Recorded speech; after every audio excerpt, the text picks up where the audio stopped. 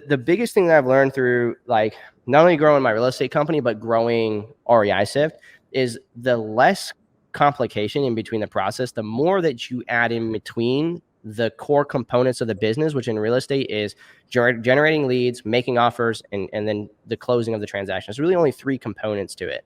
The more resistance you put in between there, like the more difficult it gets, right? Yeah. So you want a really simple flow of systems, right? Your data, filtering out what you want to market to, getting the marketing out, receiving that information in, and efficiently being able to follow up with it and then make offers without sacrificing the connectivity with the most important thing in your business, which is your leads.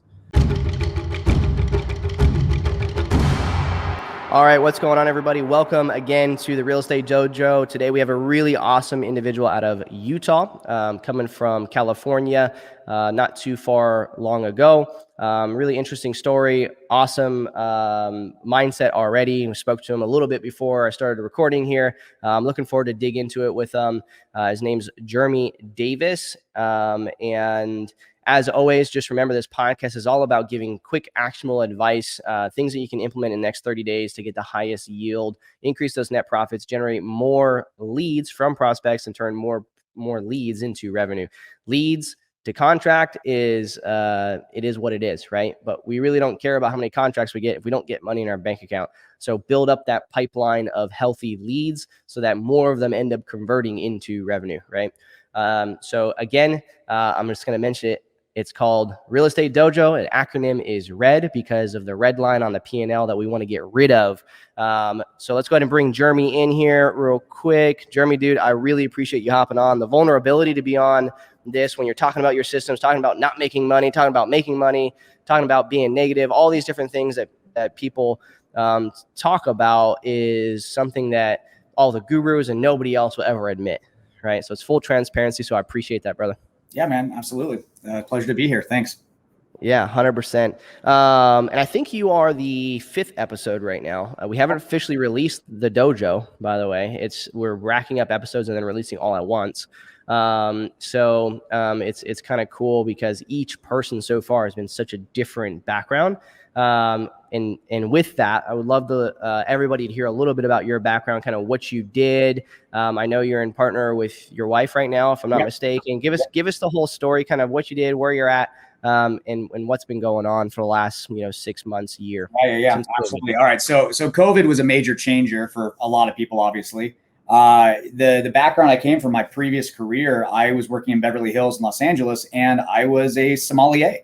I was the wine guy, so I would go to your table and I would tell you whether you want a white or a red, and I would, pair it with your fish or your lobster and, all that crap. So yeah, that's what I did. And I did it in Beverly Hills. I did it for years. I made good money doing it. And I worked for, major hotel chains and all that stuff. And, I thought that I was climbing that ladder. I thought that I was kind of reaching the pinnacle of that style career. And then COVID hits, and I guess by definition, my title was sommelier and special events director. So again, I was in charge of anything from a party of 8 people up to, 1,000 people. I served anything from royalty to presidential, parties and things like that. And so that's what I did. And then when COVID hits, it's like, when's the next time I'm going to have a party of 8 or a party of 1? Wow. Like when's the next time someone's going to open a $10,000 bottle of wine? So knowing that I have a background in sales, because it's definitely a sales job, being able to connect, create that immediate rapport. I knew that, real estate was something I'd always wanted to get into. In fact, going back even a little bit further, previous career, even before this, I was actually a medic. I was actually, I worked in Los Angeles. I was a set medic. So I worked on the movie sets. And 2010 rolls around and I'm in a motorcycle accident. I broke my back. I broke my arms. I actually got hit head on by a Harley in the canyons of Malibu, and it sends me 150 feet off the cliff and I get airlifted out. So I was out of work for about 2.5 years. And so 2012 rolls around and I was like, dude, I want to buy a house. Like it's time. Obviously we remember 2012 was the final climb of the market. And I spoke to a bunch of, real estate agents and people that didn't know what they were talking about. And they're like, you can't get a loan. You've got the cash, you've got the credit, but you don't have the work history. So they're like, why don't you go back to serving tables? So that was kind of the start to that career. So I started, serving tables. I built my way up. I went up and up and up from there. and then COVID hits. So I'm sitting here with like, twiddling my thumbs going, what do I do with my life? I have one friend in Salt Lake, and we were in high school together. I knew he was a real estate broker and a developer. And I just gave him a call and I was like, hey man, like, you got any ideas for real estate? He's like, come and visit. So my wife and I come to visit here for basically 3 days in the beginning of June. And by July 1st, we were moved here. So Salt Lake was the way, the whole area, the mountains, beautiful, awesome, absolutely incredible. What's not incredible is how hot the market is here. It's stupid hot. It's crazy hot. I think Redfin just announced that it's the most competitive market in the nation in regards to escalations and bidding wars. So what was supposed to be originally a fix and flip, I was going to be kind of the bird dog and help out with managing the builds. We learned really quickly that this market was way saturated with investors. And what was kind of the major turning point for me was we bid $75,000 over asking on a property, and we ended up not getting it. We learned that wholesaler made $110 on that assignment fee. So knowing that person made $110,000 on that property made me go, you know what? I've got capital. I've got the time. Let me build out a wholesale business. Let me build out an investment business. And so I started strong with the idea and the mindset of I'm going to be building a scalable system early on. I'm not going to door knock myself. I'm not going to, be doing the cold calls myself. I've got the ability to build a scalable system. And again, my previous career was I managed systems. Not only was I in charge of the hospitality, but I had anything from a party. If I'm working a party of 1,000, I've got, anywhere from 50 to 100 employees working underneath me. So that's one of my superpowers, my strengths. So I said, you know what, I'm going to build a system out. So as we know this industry very well, there are a lot of shiny objects. And that's what I've been distracted by quite a bit, which eventually led me to you, which I spoke to a lot of very intelligent people, a lot of guys that I actually look up to that are doing great in this business. And they basically live by REISift. And so I reached out, I started learning it. We're doing, Katie and I are doing the auto lead gen challenge right now. Right after that, we're going to be doing the go, no go. And that's what brought me here. So what's up? Awesome, dude. It's such a crazy kind of like offlyer. Like not very many people have that. Like it's cool to have like unique stories, right? Like my story is pretty much the same, like a lot of people have my story, military to this, like yours is very, unique, which is super awesome. Okay. And I know a lot of people with their own unique stories are going to relate to kind of where you're at right now in business, right? Shiny object syndrome, building out processes, building out podios, building out all these things without yet receiving the revenue, which brings us into the first thing, right? Just so everyone knows that might be listening is like you guys, have been putting a lot of this in, but we haven't got a conversion yet because, you got close and then you got outbid. I'm sure there's a lot of people that want to sell right now, which creates a lot of really crappy leads, because everybody's trying to get the most out of their property. So it creates this bid war. It's a pain in the ass. All right. So what I'm going to do is I'm going to kind of go through the questions like I always do and kind of just reiterate so people know kind of what you have going on. They already know the backstory. They know where you're at right now. Currently, you're using Podio, CallRail, Call Tools. You have a Carrot website. You're using smartphone, assuming it's with Podio. Yep. And after the 14-day lead gen challenge, you guys plan on copping REISift. From a KPI perspective, right now in your business, you have a team of 5 and 0 deals, and you capitalize 0. I feel like there's a purpose behind that. Not due to failure of closing, but more lacking on the focus on follow-up. You've been building up a team, peripheral systems that you already talked about around the core, but you feel like because of that, you've started to neglect the actual core in itself. Yep. What has changed, I think, since I submitted those questions was I did officially hire on an American lead manager. So he's going to be a junior acquisition soon. So we're training right now. And that was kind of what I feel was going to be the major, keystone in the structure of this business that, when I say capitalize 0 deals, I knew that I had leads in my CRM. I knew I had hot leads and I knew I was losing some of those leads and some of that conversion. But I knew that if I were to take the time to be following up on those, I'd be neglecting the time to find a lead manager, to find that kind of stuff. And so what started off was originally I was going to train my VAs to be a lead manager, and I learned that they're not the right person for the seat. So I wasted a lot of time with that, which I'm assuming many of us have. And so it's kind of just been building up the systems around it. Okay. All right. So let's kind of dig a little bit deeper in this, because one of the biggest things that when it comes to building out systems is it's hard to know what to add into an ecosystem, of the business if we don't actually know what each individualized system is really doing or producing. So right now, as you have your cold callers, like break down those 5 people. Are those all? Is 3 of those cold callers and then you two, or is that 5 include them? So it's really 6.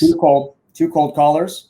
My wife, who's kind of doing my systems. Originally, she was in charge of my SMS campaign, but due to the TCPA changes, we're kind of putting that on hold right now.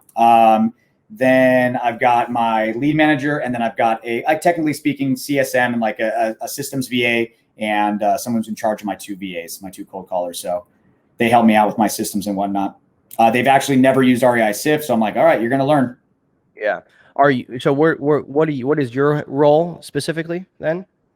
I mean, I want to say acquisitions, but at the same time, like acquisitions and just making sure everything runs smooth. Until I can automate all the processes, like I'm still putting out fires.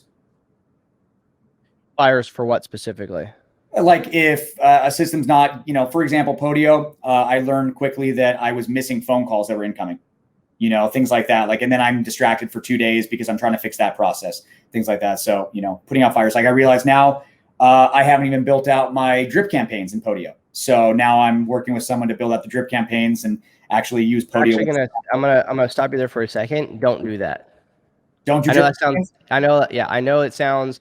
Okay. I know that sounds like super off the norm, but there's a huge problem in our industry right now where the things that shouldn't be systematized are being systematized way too early on in business.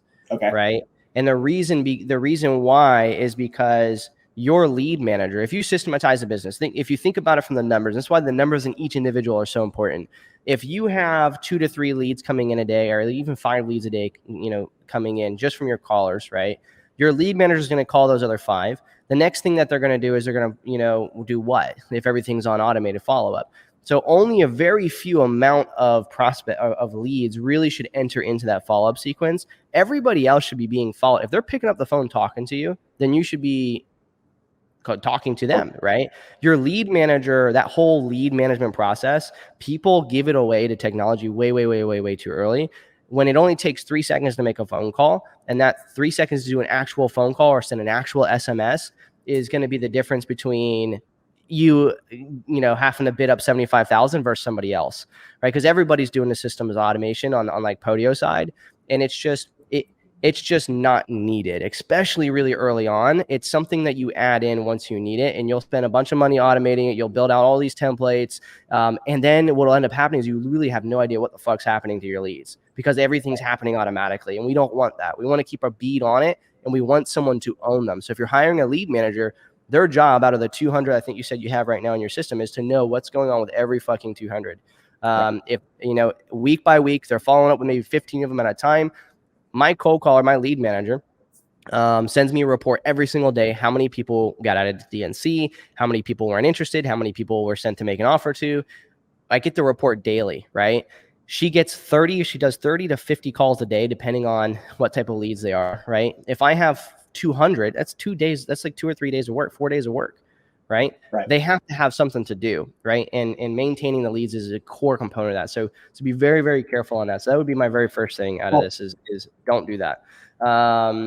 Okay, so 2 callers, 1 wife, 1 lead manager, 1 systems VA, 1 acquisitions, and CEO is really.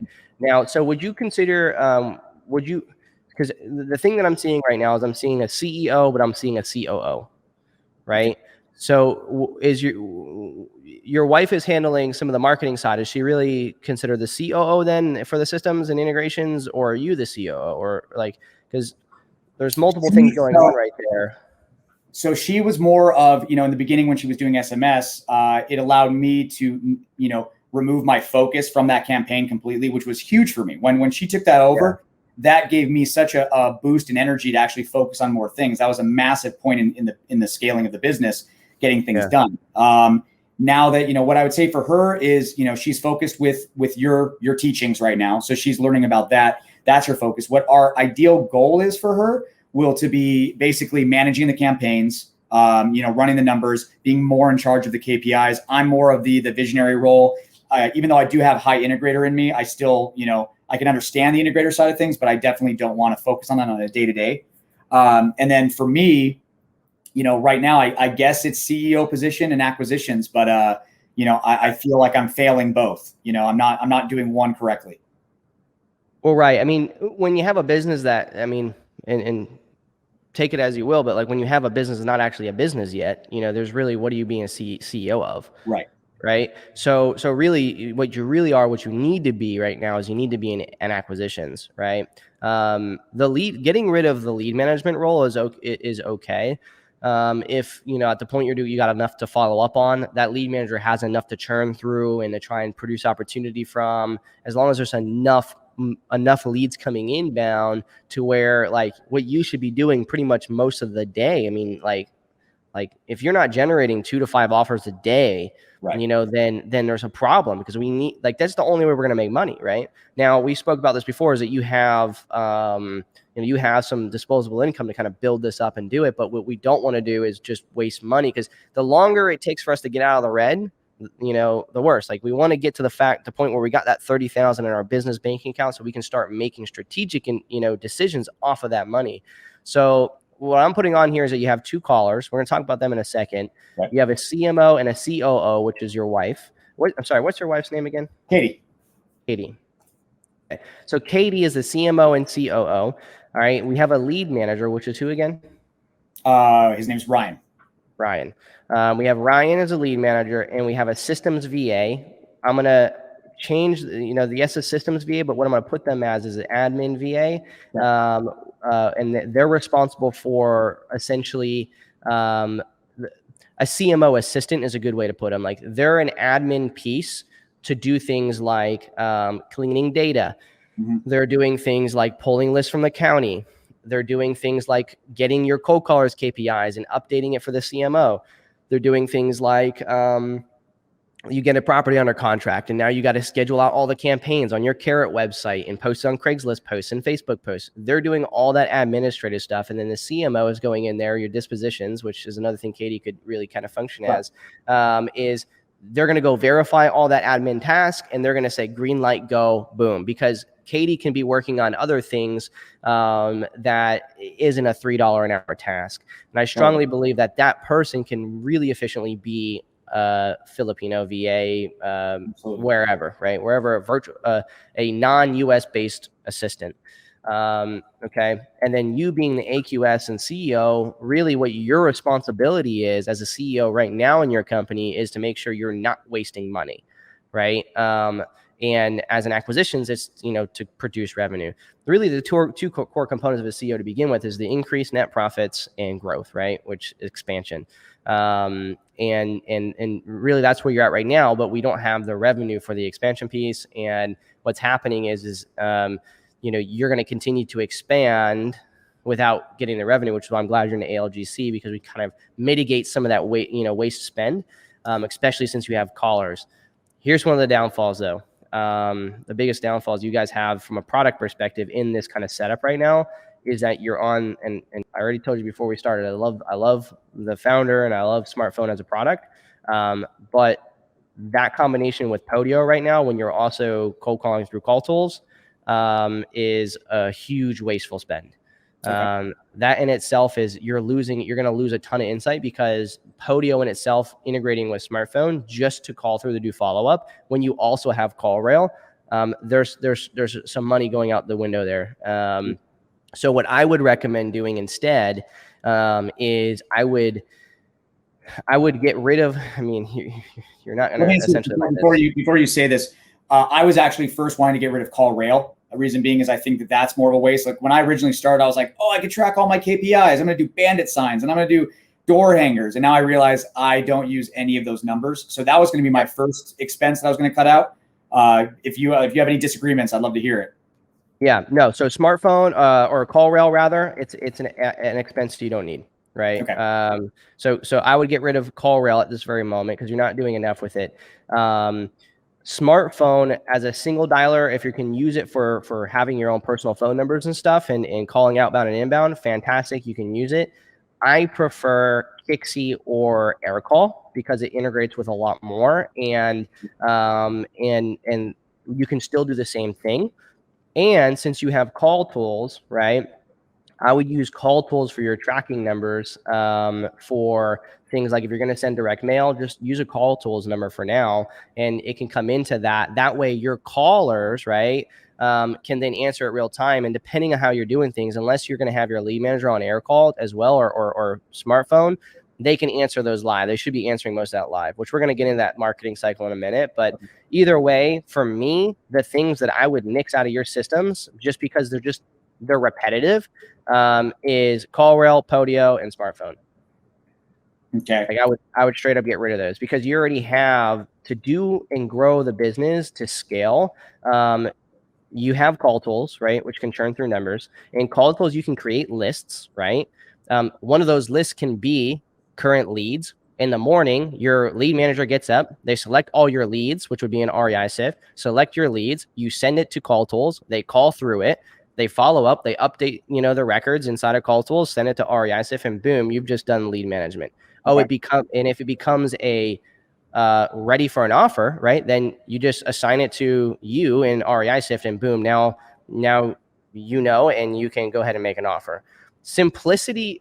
The biggest thing that I've learned through like not only growing my real estate company but growing REISift is the less complication in between the process, the more that you add in between the core components of the business, which in real estate is generating leads, making offers, and then the closing of the transaction. There's really only 3 components to it.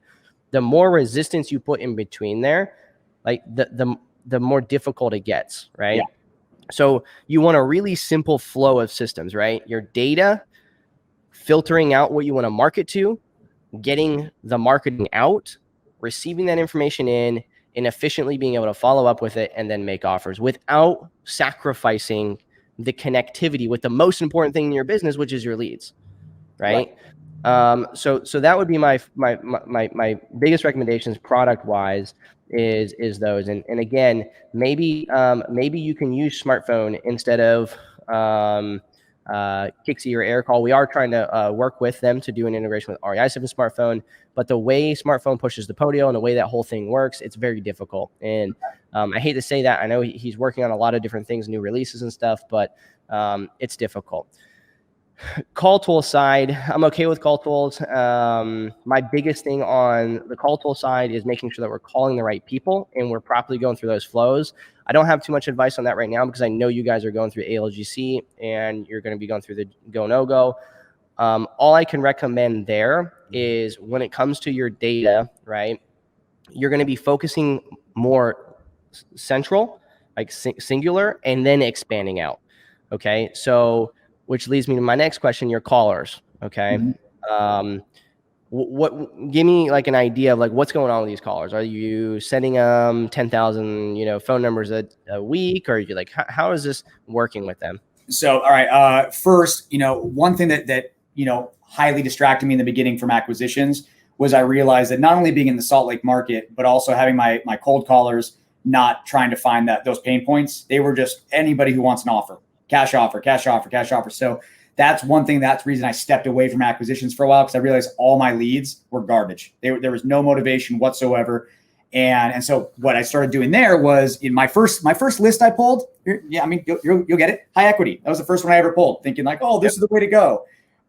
Since that point, we've been marketing a lot to tired landlords, stuff like that with the use of also creative finance. Ideally, my smartphone is calling me right now. Whatever. Let me mute that. Sorry. Where's my mouse? Where's my mouse? Anyway, so one thing that, where was I? Sorry.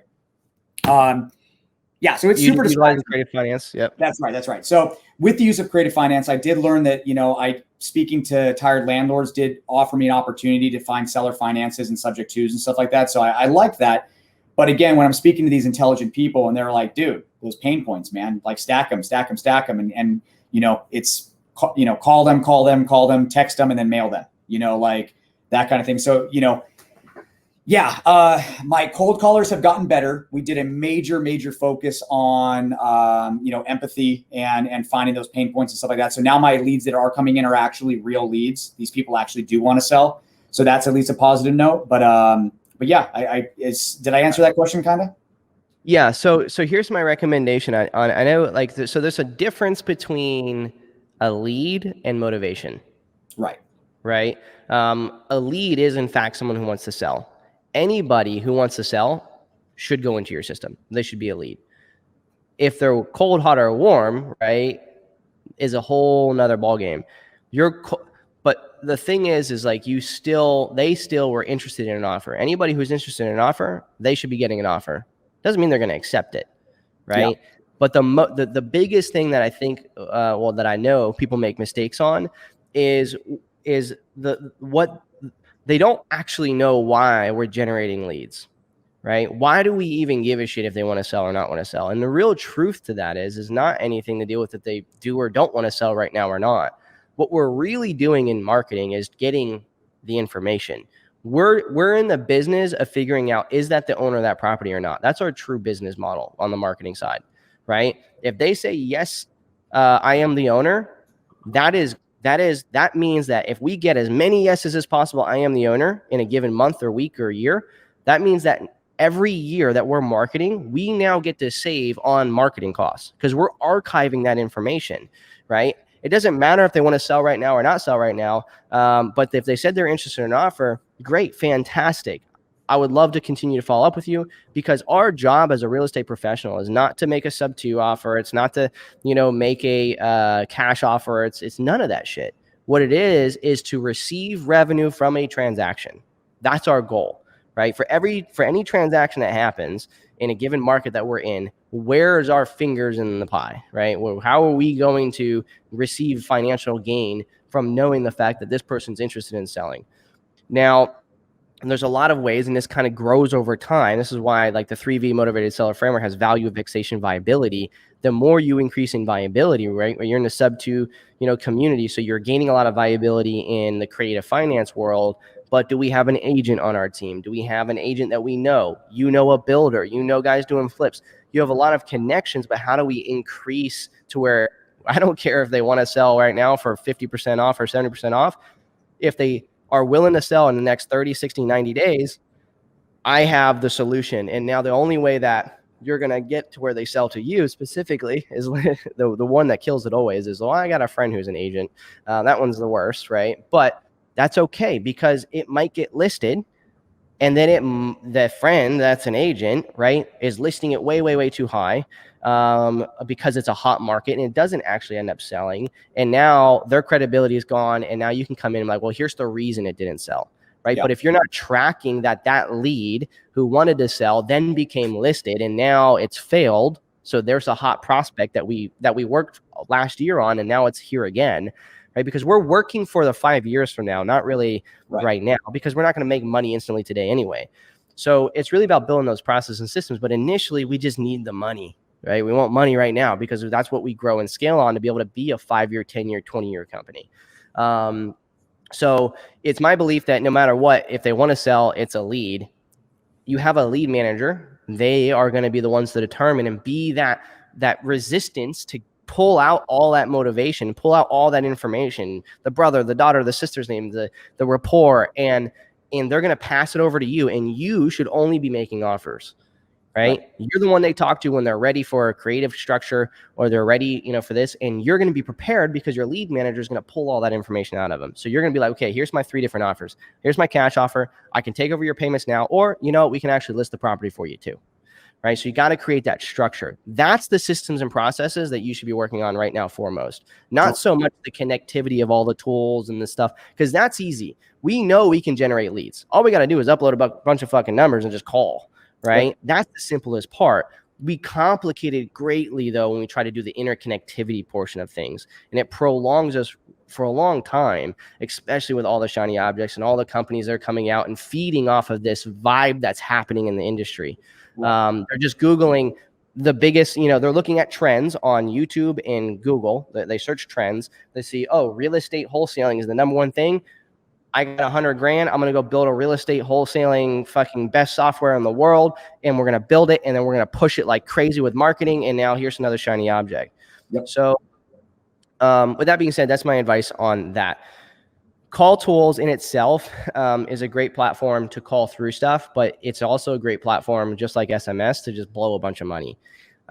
Because we can upload a bunch of phone numbers, we can call through them really quickly, and then that all that calling that we did for that whole month, a lot of people, it ends there, right? Yeah, we generated maybe like 20 leads or 25 leads and whatever, but now next month we go back through the same vicious cycle again. Right. Every marketing campaign that you're producing needs to bolster the next one. If you cold call today, tomorrow, if you're going to SMS, that cold calling campaign better have made to your SMS is more efficient, more effective, right? So the way that we do that is at REISift specifically is we do the tracking of phone numbers, the cycling of data, the campaign focus to make sure we're only sending out, to people we've never reached before. Figuring out who we are not reaching is the ultimate goal. All right. So there's that. So with the callers, what are you paying them right now? I'm at $5 flat an hour, and that includes the people that come with them. So the whatever the assistant was it CSM or whoever. Whatever the systems guy that does the scrubbing and does the cleaning. What do you call them again? Oh, are you utilizing the callers from smartphone? No. I found that there was just a small team of VAs, and you've got the manager, then you've got their trainer, you've got their systems person. Okay. So they're not in-house with you. No, they're not. Eventually, that's the goal that I want to move down. But originally, I was like, I don't have time to train. I don't know what I'm doing. They set up my, they uploaded my lists. They did all that kind of stuff where I was just like, all right, hands off. Just let's get this started. Okay. So do they use your call? Do they use your softwares to call, or you give them the data and they handle the data? I give them my data that I pull and I skip, and they load it into Call Tools for me, and then they have the callers. Okay, but it's your Call Tools account, right? Yeah. Okay, perfect. Sometimes they have their own, and then you don't get to get the feedback from it. Okay, oh, yeah, so they're just callers from a system. All right. The only thing to be careful on that is, as long as it came from a trusted source and everything, as a lot of those are working with a lot of other people, and we got to be careful of overlap. Yeah. Okay, so that's cool. As long as we can control what's happening and we can metric it. Now, how do those callers report to you every day? Like, do you get a report every day on what the results was? Or I get I obviously I do check Call Tools often, so I look at the dispositions and whatnot. But I do get a weekly report from their team, so it shows me, how the list performed, how the connection rate, all that kind of stuff. How many leads I got and all that. So I do get that on a weekly basis. Okay. So really what they are is their manpower is essentially what they are. They're manpower for $5 an hour per VA. Yeah. So $10 an hour. All right, cool. The only thing that I would make sure, you have Call Tools, but at least for, an hour out of the day, make sure you have open the live listening and listen to their conversations. And, once a week, if possible, have like 5 recordings that you go over with them or that you send to whoever your contact is to make sure that they cover, like, hey, I don't like this, but it sounds like you're doing. So that's good. That's pretty cool. I'm okay with that. You have the money to spend on that. So as long as you have the runway and you're good with spending money on them, then that's fine. The biggest thing is that we need to make sure that they're calling the stuff that you guys can't focus on in other ways. So let those callers be the ones hitting the bulk. So this would be, data has like different tiers, like there's really 3 tiers. There's your upper level, which is like, just imagine like a parcel, right? Your parcel address, that's the highest, level.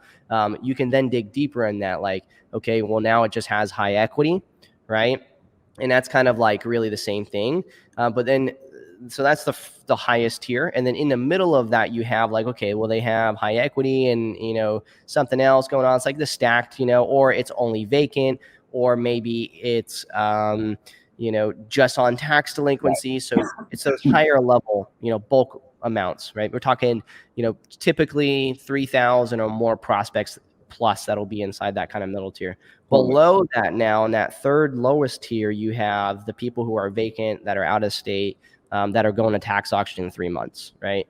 That's like your lower tier that's even granular than that. You want them focusing on that middle tier initially and scaling outside of that middle tier up into that higher tier. And then on that very, very bottom tier, we want to make sure we're doing the sequential marketing, because the middle tier, as they're calling through, is going to create opportunity, and it's going to push it down. Everything pushes down. So as you're calling through your stack and your vacant and everything else, it's creating records you're not reaching. It's creating people who nobody is reaching, skip stuff that's not coming back from skip tracing. And that's being pushed down into that first tier of priority to make sure we get in contact with, so that we can make sure we send that postcards. We can make sure we reach out to siblings and stuff like that. And as they exhaust and they reach through and they exhaust data in that middle tier, they're going to naturally have to push up in order to continue calling and hitting more people, because data is just data in the end, right? It doesn't have any major significance other than the fact that we gain more insight the more data that we have. So make sure that your callers are focusing on that middle tier of data, highest priority, best leads they can generate. Because if somebody who's on tax auction, let's just say, or tax delinquency, and they say, yeah, I'm interested in receiving an offer, and you call them and you talk to them, they're like, oh yeah, well, you called me, I'm interested in an offer. I don't give a fuck if they wanted an offer, if they don't want an offer. The fact remains that they're delinquent on their taxes, right? At some point, right, they're going to need to sell, or they're going to need to spend money, right? So the more that you can create leads, a lead pile that is full of predictable needing to sell, the better, because there's going to be a conversion over time. Just the high equity stuff where they just want the offer is not nearly as good of a lead. Even though they're interested in selling, we can list it, we can do all that stuff, we still like them, but the chance that they need to sell over a period of time, they might not convert in 90 days or even ever because of that fact. So we want to generate those leads that are in the position where they're going to want to need to sell to us over time. Let me ask you this real quick. So being a bump on REISift, everything you mentioned right now, at what point am I going to start to really wrap my head around that? Like utilizing your systems and all that stuff. Is it the go, no go? At what point am I going to be like, it's not even a system thing, to be honest with you, right? It's not a system thing. How you click a button to filter is how you click a button to filter. It's like me asking, like, how do you understand the system and like post a status on Facebook, right? We organically know how to read and look at things, right? Like, okay, I read this, this says stacked, or this says lists, or this says tags, right? We know that because that's just like we can just see and visualize. However, if I was to ask you, I want you to sell something on Facebook through your status. Now, this changes it from being a product thing to being something that is another thing, like a business decision. It has something external that's coming in. It's the process. Well, okay, I'm going to post it. I'm going to upload an image. I'm going to write my copy. I got to figure out how much I want to sell it for. There's other business things, right? REISift as a product is really, upload data. And the very core thing you could do is upload one list and filter by vacant and start calling it, right? Like, that's a simplicity thing. But when we add all the other business things to refine and focus and do all that kind of stuff, this is when we only understand that over experience, right? It's no different than if you're a programmer. When you first get started in wine, right? The only way you could really start telling a difference between different wines by smelling it and doing it is by tasting a lot of fucking wine. Oh. But at its core, if I said, hey, go get drunk, you would know just to chug the fucking wine, right? So it's more of the process of it. In simplicity, right? I could tell you right now, right? Get your REISift account. You have call tools. Set up the integration. Upload all your lists, right? There's videos in the help center to do that. Upload all your lists. In fact, Auto Legion Challenge tells you to do that in the process. Upload all your data, right? And then click on the preset for stacked. Select all those records and send it to call tools and just start dialing. Right? Everything else in between there's a lot of business decisions for refinement that only happens as we do. The process, we don't need to know what's out here, right? What we need to know right now, especially in your business right now, is where we're standing, right? Just like I tell people, you can start walking forward. There's no such thing as like nobody goes to take a step and then stops right here, and you can't see it, but my foot's in the air right now, right? That would be just stupid, right? You're either standing still or you're walking forward, right? Right now, you're like spinning in circles. Yeah. You know, so you're neither walking forward nor stopped, right? And it's one of the most troublesome positions to be in because you can get knocked down really easily. So what we want to do is we want to put you in a position to where, hey, listen, you got a lot of stuff going on right now. You're paying callers. How do we take what you've done thus far, right? The kind of the chaos and this dizziness, right? And say, hey, listen, remove the fat. Put your callers calling on what they need to be calling on. And while they're calling on that, producing opportunity for you to make offers for your lead manager to follow up with, right? We need to be doing the work as the owners of the company to produce opportunity. We can't give everything off, right?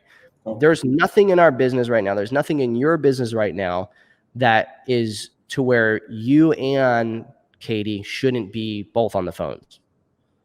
There's literally nothing at all in your business right now that would pertain to make it to where you and her should not be on the phones for 2 hours a day or 3 hours a day. Right.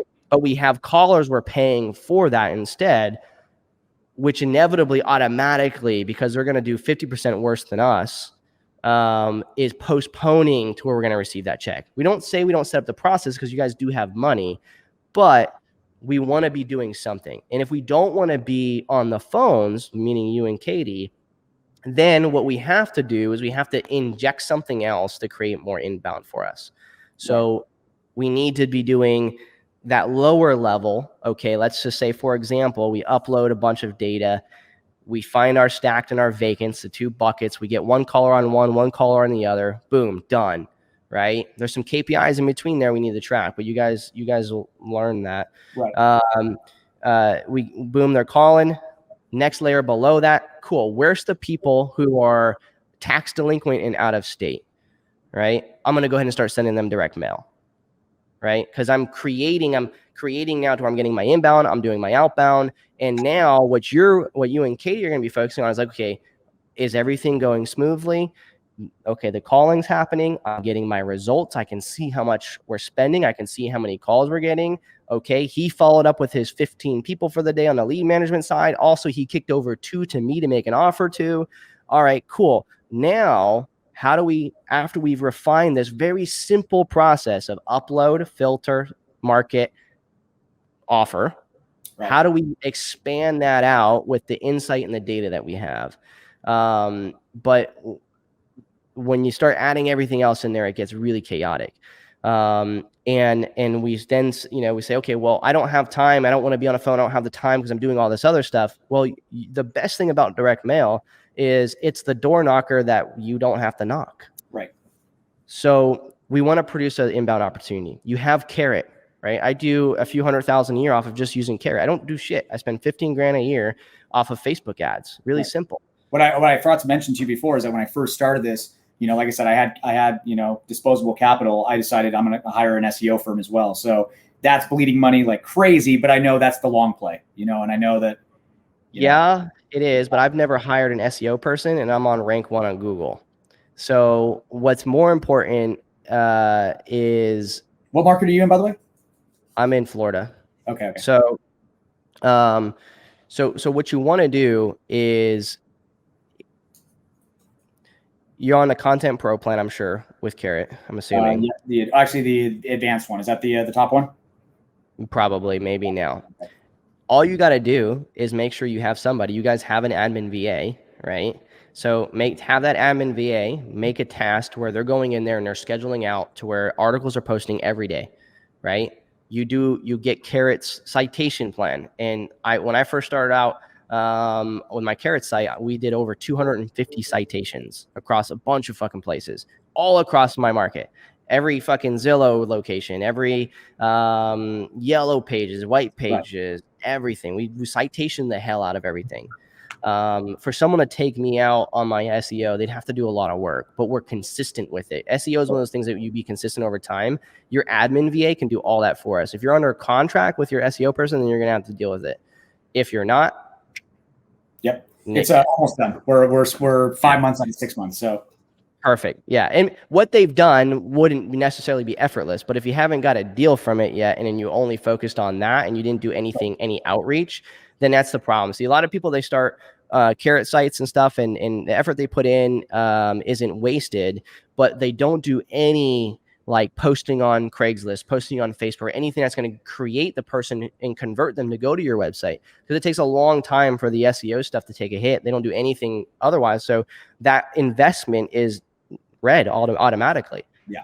Right. So you have to balance red with proactivity to increase and get yourself green. And once, if you would have got a deal because you were posting on Craigslist and stuff like that while over the last 6 months, and you would have got a deal, maybe you made 15 or 20 or 30K from it, then boom, you would have been, all right, sweet. Well, that was 100% net positive. Even if you made zero from it, you still are way further ahead than you were, but now we're still negative. We're still red. And a lot of that's just because you were trying, you're doing a lot to try to get results, right? And it's just what we do, right, when we first start out. But we want to try and thin that back because we need money now. We want what money I anticipated, and I don't think it was the wrong move, but maybe it wasn't the right time. But what I anticipated was that when I started this, that in about 7 to 9 months' time, I'd be in a position to have the SEO start performing, and then I'd be in that position to start. That was my anticipation. It still may happen. I just recently got on the first page on Google for Salt Lake for a couple of perfect firms, and Salt Lake's a hard market, so getting on first page was a good moment. So it is 100%, and it's a long-term thing, right? Like SEO is a long-term thing. You're in as a CEO, you're thinking, okay, well, it's 30 grand, whatever it is. I'm assuming 30. You're roughly for 6 months, 30 grand. And I know that I'm going to be in business for 10, 20, 30 years. This is going to be my family's, livelihood. So 30 grand now, boom. If I get a deal in 2 years from now, whatever, it's going to pay for itself. But the fact is that I know it's not going to be hurting me, and that's okay. I really threw that extra stuff in there because of anybody who might be listening, like, oh, I want to spend, for SEO. So I had to make sure I covered it. But yeah, so, okay. We're coming up on about 45 minutes here.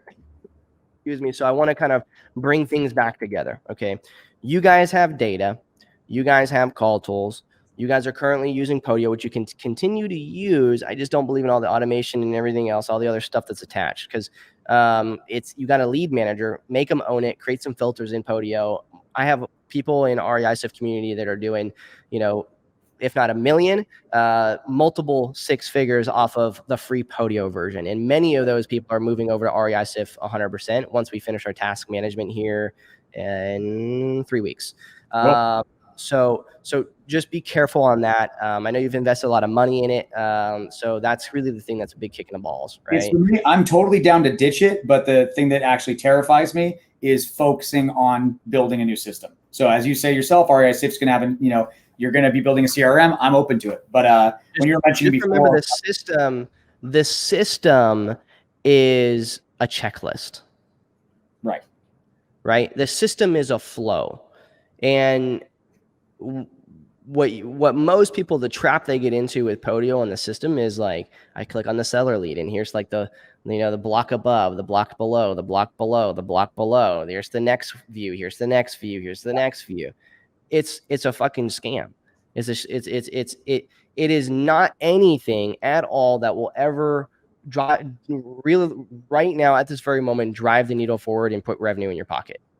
Right. And the same thing. In fact, in the SIFT dojo, in the community, there's a full checklist that is literally need to do an underwriting. Here's a new deal. Here's the 3 people that do this. Boom, boom, boom, boom, boom, boom.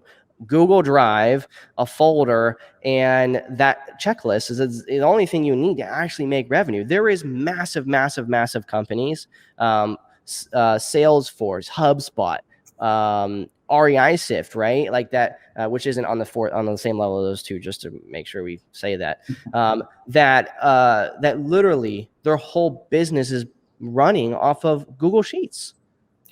But we as investors, as starting up our companies, for some reason, we feel as though we need to like build out all these things and do all these things because it does something to it. It's an adrenaline, the success of, oh, cool, I have my CRM now. Right. And it's fake. It's fake. Like, it's not real. It feels good, but it's busy work, not real work. Yeah, exactly. Okay. So we need to cut it out. We need to get rid of there's cancer brewing and being created that isn't quite needed, to be in our system yet. So again, your callers, we got to get focusing on calling the right data. Your CMO, CO, Katie, she can be focusing on those lower, say 50 individuals, right? 50 prospects that you guys know are in the zip codes. If there's one of your builder buddy, if there's a house that he's building and you go to that house and you drive up and down the neighborhood and you see that there's other lots there or there's anything, you guys need to be focusing on that, right? You guys just niche in. Look, is it in your system? If it is, make sure you either get a yes or you get a no from that homeowner. If you get a no, fucking hallelujah. Totally. Because if you get a no, what that really means to the smart investor is I just got the correct phone number. So my no over time is going to turn into a yes. But the most important thing that I was paying for, the reason we skip trace, the reason we do all this marketing is for the correct phone number. Exactly. That's it. Right. And then in between all that noise is simplicity, REISift, call tools, a single line dialer. It's all you need. You don't need anything else. There's 7-figure companies running off of those 3 things and its core. Okay. Yeah. And if you want to throw Podio into the mix, Podio sits between REISift and call tools. Right. The only thing you're going to be utilizing for is really one really simple thing. And this is what drives me crazy about CRMs. The only thing that you're going to be using it for, though, is to say, oh, hey, I need to call that person today. Totally. You know what we use for that? A lot of people use for that. Something crazy. Google Tasks. It's free. It's simple. Okay. Oh, you're not interested in sound right now? Can I follow up with you in 2 weeks? Okay. Google Task, 2 weeks from now, insert URL to REIs. Boom, it's done. Right. People just they want to audit, they want to build all that stuff. That most car dealerships do that exact same thing. I'm sure most of us would be totally cool with owning a car dealership. Makes a lot of money. So let's just not confuse busy with work. Simplify. Simplicity is king. Flow of data, intake of leads, make an offer, get a contract, sell the contract. There's 6 phases. That's it. Right. And then continue after that to build out and say, hey, we're getting a lot of these leads that are like, they want market price. Is anyone an agent on our team that we can make sure we put money in our pocket? No. Okay. Well, Katie or you, let me get my license. Right. In your market right now, if you guys added an extra 4 closings just by listing some of your leads on the open market, you'd increase your wealth by at least 6 figures a year. You hear that? Yep. No, we actually talked about, originally she was going to nursing school, but we're actually talking about the idea of her going to get her license now. People undervalue agents in the investor space. We're like, it's funny because we're like, oh, agents hate wholesalers. And then wholesalers like, agents, they don't make any money. And then my buddy's over here making $100K a month listing $1.2 million properties in Destin. Totally. You know what I mean? It's really easy to predict agent revenue. You say, okay, you've closed 30 million in sales this year. You're making at minimum 3% of that minus maybe another X percentage for your brokerage. So you're telling me you made 2.5, 1.5, whatever million this year? Yeah. It's all about building the systems.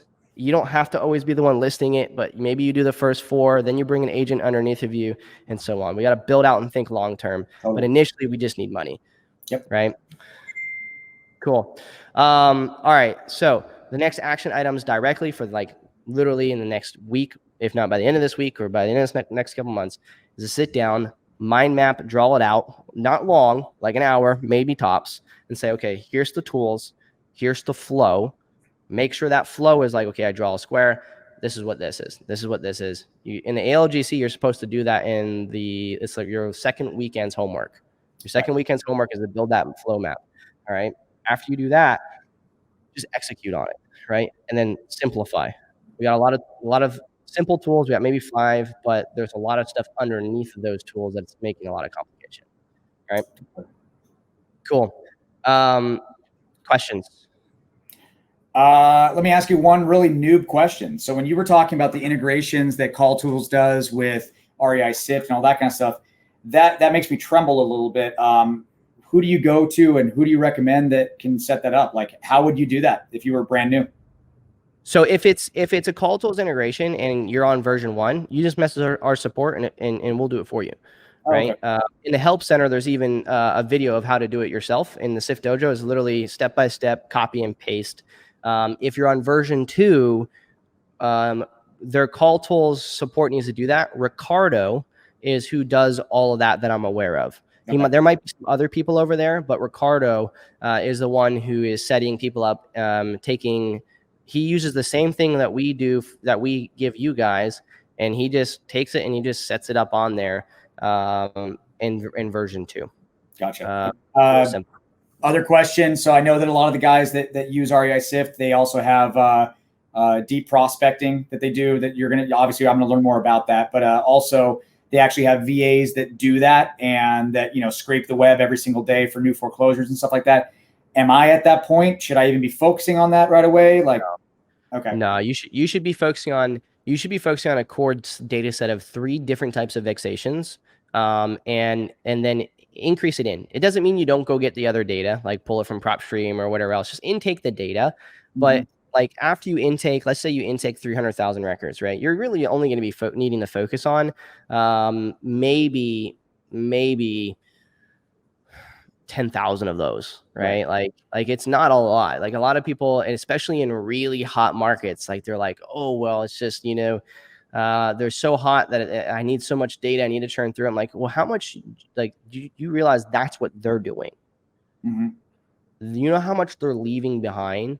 Like if something happens and like they probably have, I mean, like Utah home buyers, for example, they spend a lot of money a month, like because they're going visibility, right?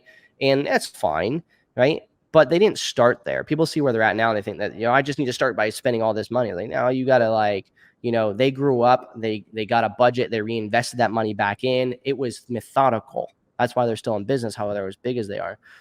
If you start off, with understanding the 50 people you need to reach right now, and then your cold callers are hitting the data layer above that, you're over here, you're like, okay, cool. I'm being efficient because I know I need to reach these 4 people. If I get a yes from one of them, then I can make an offer. That's how agents function. It's how we've been functioning in business for years and years and years and years. Everything else that's going on right now wasn't a thing, but maybe 3 years ago when, a lot of these products started saying, oh, real estate's hot right now. Now we can make sell, picks and shovels. Right. When all this goes away, you're going to have people like the agent in my area. She's still every 4th of July, she puts an American flag with her card on it. She still makes a crap ton of money doing something so simple, right? And of course, she doesn't do cold calling and everything else, but that's like her thing. That's what she does.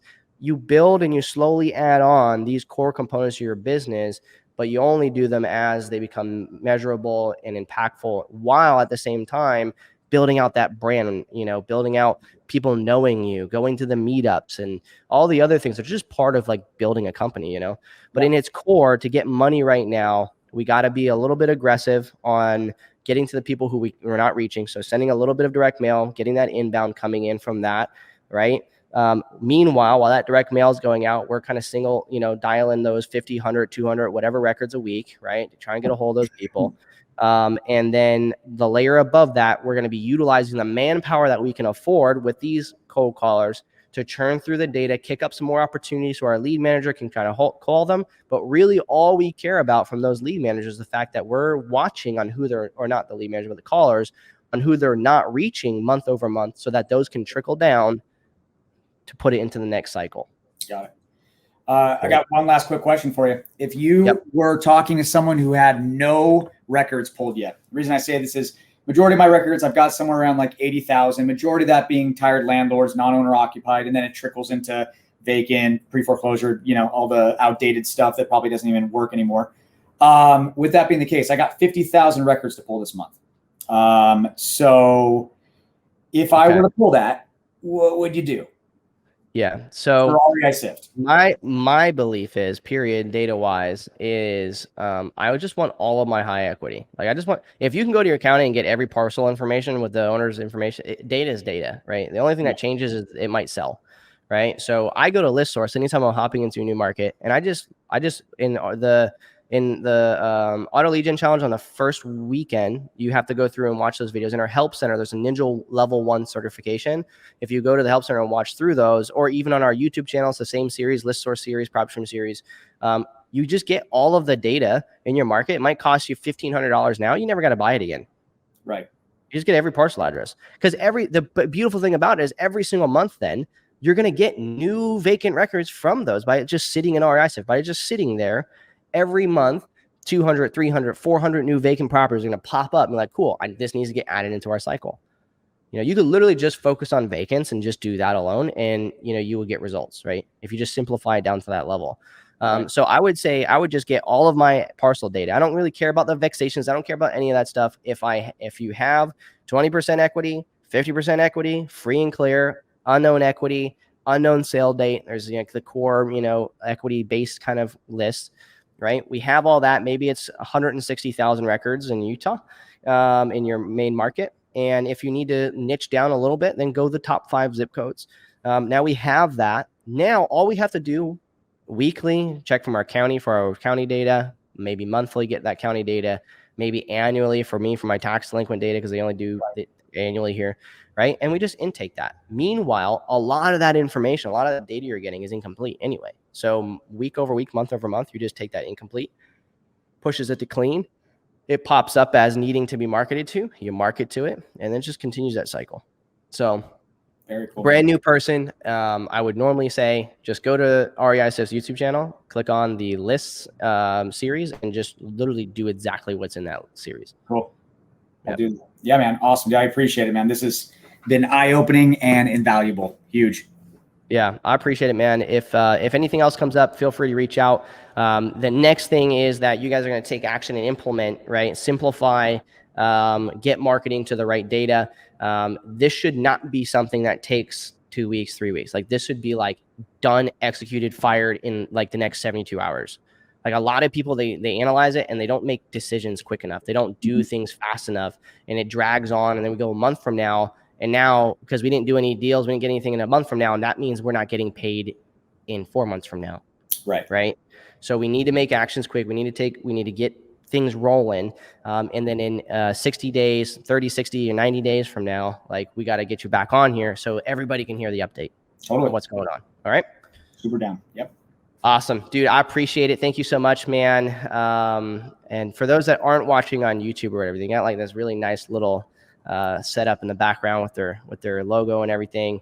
So if you guys are in Utah, make sure you reach out to Jeremy.